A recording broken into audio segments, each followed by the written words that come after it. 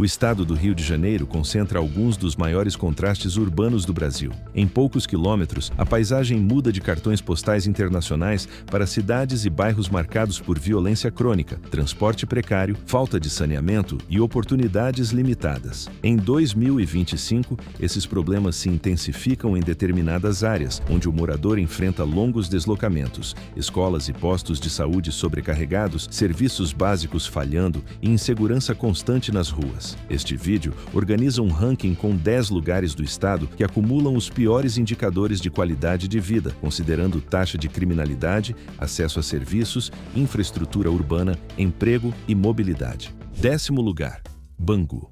Bangu é um bairro da cidade do Rio de Janeiro, fincado na zona oeste com cara de subúrbio antigo e história própria. Nasceu em torno da antiga fábrica Bangu e até hoje mantém uma identidade operária, com ruas comerciais cheias, bares de esquina movimentados e uma vida de bairro muito forte. O futebol também faz parte desse DNA. O Bangu Atlético Clube, um dos times mais tradicionais do estado, ajuda a construir um sentimento de pertencimento que diferencia o bairro de outras áreas periféricas do Rio. O problema é que esse cotidiano cultural convive com condições duras de moradia. Bangu está em uma das regiões mais quentes da cidade, com sensação térmica sufocante em boa parte do verão. A infraestrutura varia muito de uma rua para outra, com trechos de calçadas quebradas, iluminação falha e saneamento irregular. A violência armada, ligada a grupos criminosos que disputam território na zona oeste, pressiona o comércio, encurta horários e cria um clima permanente de tensão. Para quem depende do centro ou da zona sul, o trajeto diário em trens e ônibus lotados transforma a distância em mais um obstáculo na qualidade de vida.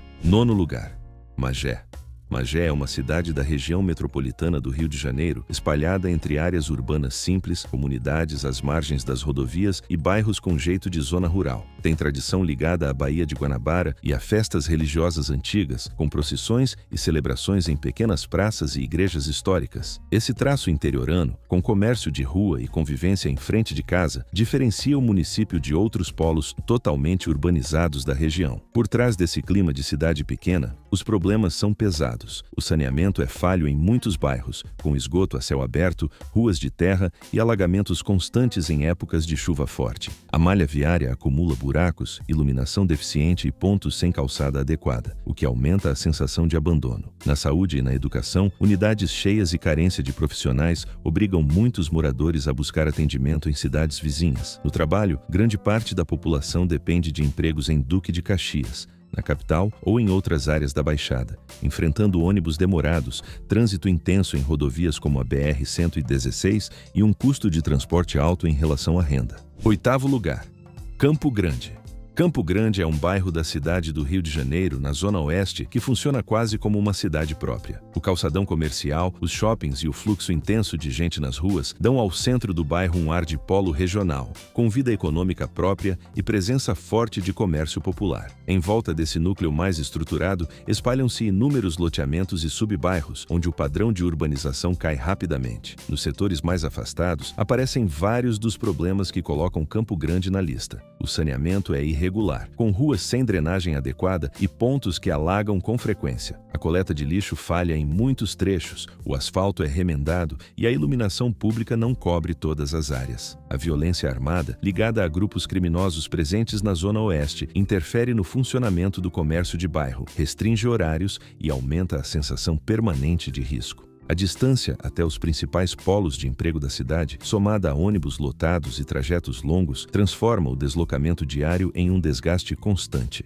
7º lugar, Itaguaí. Itaguaí é uma cidade da região metropolitana do Rio de Janeiro, marcada por porto, estaleiros e atividades industriais. O município se desenvolveu como corredor logístico, com caminhões e trens cruzando o território em direção a terminais de carga. Em paralelo, bairros residenciais cresceram em ritmo acelerado, muitas vezes sem o mesmo cuidado de planejamento urbano. Em algumas áreas centrais, ainda existe uma vida de interior, com praças e comércio de rua, algo que contrasta diretamente com a paisagem pesada de armazéns e pátios industriais. Os problemas aparecem com força principalmente nos bairros periféricos. Falta saneamento adequado, sobram ruas esburacadas e a drenagem insuficiente provoca alagamentos recorrentes em dias de chuva. A presença de grandes corredores de carga carga aumenta o tráfego pesado, o barulho e a sensação de ambiente pouco amigável para o pedestre. Na segurança, há registros de criminalidade em áreas vulneráveis, somando roubos, disputas locais e medo constante em horários noturnos. Em saúde e educação, muitas unidades funcionam no limite de capacidade, obrigando deslocamentos para outros municípios em busca de atendimento melhor. Ao mesmo tempo, as vagas estáveis geradas por porto e indústria não alcançam toda a população, deixando uma parte significativa dependente de empregos informais e de viagens diárias para outras cidades. Sexto lugar, Santa Cruz.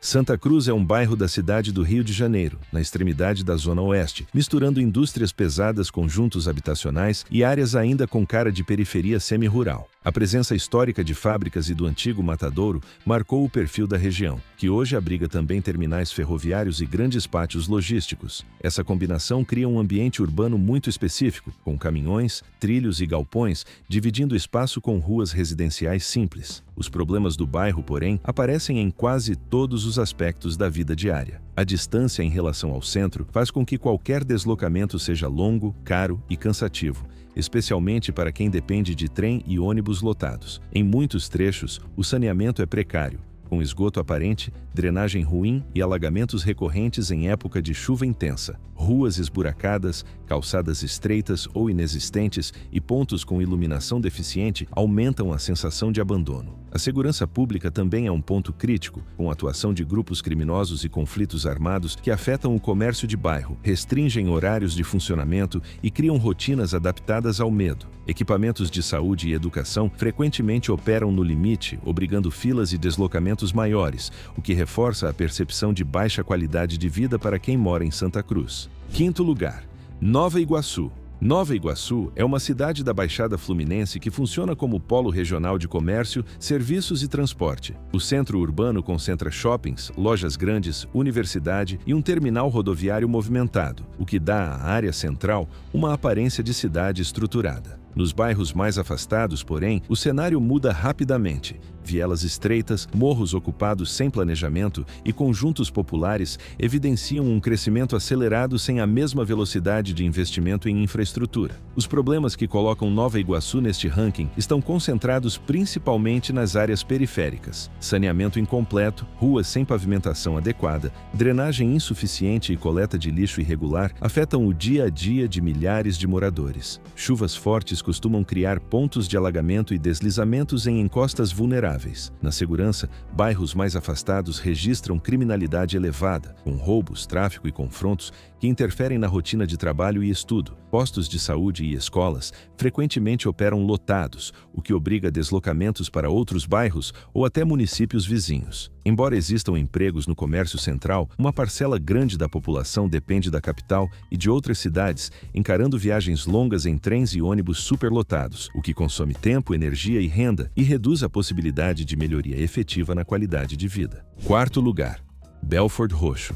Belford Roxo é uma cidade da Baixada Fluminense conhecida pela alta densidade populacional e por bairros colados uns aos outros, com poucas áreas verdes bem estruturadas. As ruas estreitas, casas geminadas e o emaranhado de fios nos postes formam uma paisagem urbana típica de expansão rápida e pouco planejada. Pequenos comércios de bairro, feiras livres e igrejas espalhadas marcam a vida local, mas não compensam a ausência de espaços públicos de qualidade em muitas regiões. Os problemas urbanos são intensos e constantes. Em diversos bairros, o saneamento é incompleto, o esgoto corre a céu aberto e a pavimentação é irregular, com buracos e remendos que dificultam a circulação de ônibus e carros. A drenagem deficiente gera alagamentos frequentes, trazendo lixo e esgoto para dentro das casas em épocas de chuva forte. A coleta de resíduos não acompanha o volume produzido, o que multiplica pontos de acúmulo de lixo nas esquinas. Na segurança pública, índices elevados de violência armada, roubos e confrontos entre grupos criminosos criam um clima permanente de risco e limitações de circulação, principalmente à noite. Serviços de saúde e educação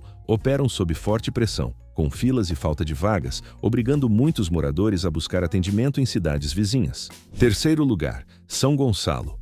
São Gonçalo é uma cidade da região metropolitana do Rio de Janeiro, colada em Niterói e conhecida há décadas como cidade dormitório. O centro tem lojas populares, bares tradicionais e escolas antigas, com uma cultura muito ligada ao samba de rua, ao pagode de bairro e a festas em praças pequenas, o que dá um clima de subúrbio clássico que não se encontra com a mesma força em outras cidades da região. Em dias de feira, algumas ruas lembram cidade do interior, com vendedores chamando pelo nome quem passa. Na prática, porém, viver em São Gonçalo significa enfrentar um pacote pesado de problemas urbanos. A malha viária é cheia de buracos, a drenagem falha, provoca alagamentos frequentes e muitos bairros convivem com esgoto a céu aberto e coleta de lixo irregular. A violência urbana aparece tanto em roubos no comércio quanto em áreas dominadas por grupos criminosos, o que limita horários e rotas usadas no dia a dia. No transporte, ônibus lotados, percursos demorados e a dependência da Ponte Rio-Niterói ou de linhas intermunicipais tornam o deslocamento exaustivo para quem trabalha em Niterói ou na capital. Serviços de saúde e educação vivem cheios, com filas longas e estrutura cansada, reforçando a ideia de uma cidade que cresceu em população sem receber o mesmo cuidado em infraestrutura e segurança. Segundo lugar, São João de Meriti. São João de Meriti é uma cidade da Baixada Fluminense famosa pela densidade populacional extrema, o que lhe rendeu o apelido de formigueiro humano. Ruas estreitas, casas coladas uma na outra e poucos espaços livres criam um ambiente urbano comprimido, onde feiras, igrejas e pequenos comércios seguram a vida social de bairro. Essa forma de ocupação, muito particular, faz o município parecer um grande conjunto contínuo, quase sem respiro entre um bairro e outro. Esse adensamento vem acompanhado de problemas sérios: saneamento incompleto, redes antigas e ligações improvisadas fazem com que esgoto e água de chuva se misturem em dias de temporais, trazendo alagamentos e sujeira para dentro de muitas casas. Em vários pontos o asfalto é remendado,